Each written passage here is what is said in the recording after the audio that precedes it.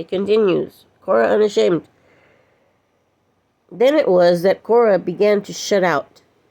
Jessie was confined to her room. That afternoon, when Miss Mary came home from school, the 4 white women got together behind closed doors in Mrs. Art's bedroom. For once, Cora cooked supper in the kitchen without being bothered by an interfering voice. Mr. Studevant was away in Des Moines. Somehow Cora wished he was home. Big and gruff as he was, he had more sense than the women. He'd probably make a shotgun wedding out of it, but left it to Mrs. Art. Jessie would never marry the Greek boy at all. This Cora knew. No man had been found yet good enough for Sister Mary to mate with. Mrs. Art had ambitions which didn't include the likes of Greek ice makers' sons. Jessie was crying when Cora brought her supper up. The black woman sat down on the bed and lifted the white girl's head in her dark hands. "Don't you mind, honey," Cora said. "Just sit tight, and when the boy comes back, I'll tell him how things are. If he loves you, he'll want you, and there ain't no reason why he can't marry neither. You both white. Even if he is a foreigner, he's a right nice boy." "He loves me," Jessie said. "I know he does. He said so." But before the boy came back, or Mr. Studevant either, Mrs. Art and Jessie went to Kansas City for an Easter shopping trip, the weekly paper said. Then spring came in full bloom, and the fields and orchards at the edge of Melton stretched green and beautiful to the far horizon. Cora remembered her own spring 20 years ago, and a great sympathy and pain welled up in her heart for Jessie, who was the same age that Josephine would have been had she lived. Sitting on the kitchen porch, shelling peas, Cora thought back over her own life. Years and years of working for the Studevants. Years and years of going home to nobody but Ma and Pa. Little Josephine dead, only Jessie to keep her heart warm. And she knew that Jessie was the dearest thing she had in the world. All the time the girl was gone now, she worried. After 10 days, Mrs. Art and her daughter came back, but Jessie was thinner and paler than she'd ever been in her life. There was no light in her eyes at all. Mrs. Art looked a little scared as they got off the train. "She had an awful attack of indigestion in Kansas City," she told the neighbors and the club women. "That's why I stayed away so long, waiting for her to be able to travel. Poor Jessie, she looks healthy, but she's never been a strong child. She's one of the worries of my life."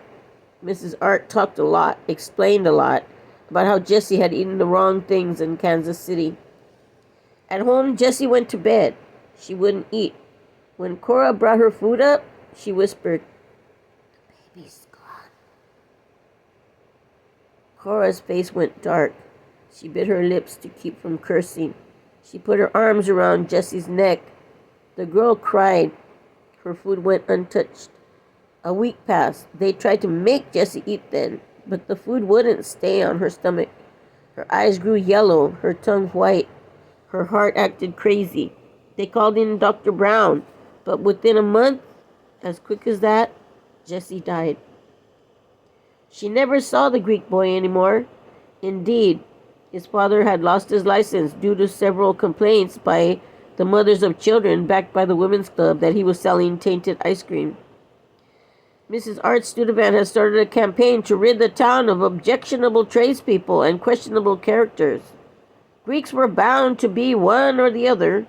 For a while, they even closed up Pa Jenkins' favorite bootlegger. Mrs. Studevant thought this would please Cora, but Cora only said, "Pa's been drinking so long, he'd just as well keep on." She refused further to remark on her employer's campaign of purity. In the midst of this cleanup, Jessie died. On the day of the funeral, the house was stacked with flowers.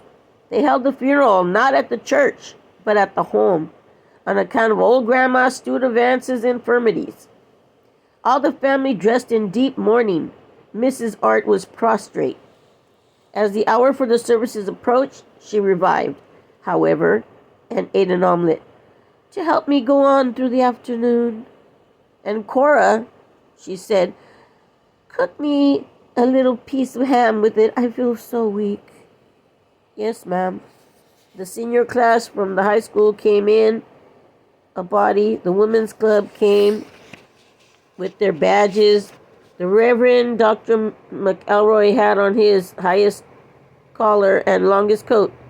The choir sat behind the coffin with a special soloist to sing, "He feedeth his flocks like a shepherd." It was a beautiful spring afternoon and a beautiful funeral, except that Cora was there.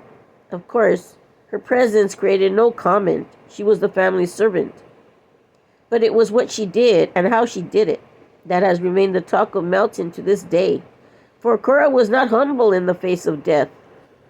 When the Reverend Dr. McElroy had finished his eulogy and the senior class had read their memorials and the songs had been sung and they were about to allow the relatives and friends to pass around for one last look at Jessie Studevant, Cora got up from her seat by the dining room door. She said, "Honey, I want to say something." She spoke as if she was addressing Jessie. She approached the coffin and held out her brown hands over the white girl's body. Her face moved in agitation. People sat stone still, and there was a long pause. Suddenly she screamed, "They killed you! And for nothing! They killed your child! They took you away from here in the springtime of your life, and now you're gone, gone, gone!" Folks were paralyzed in their seats.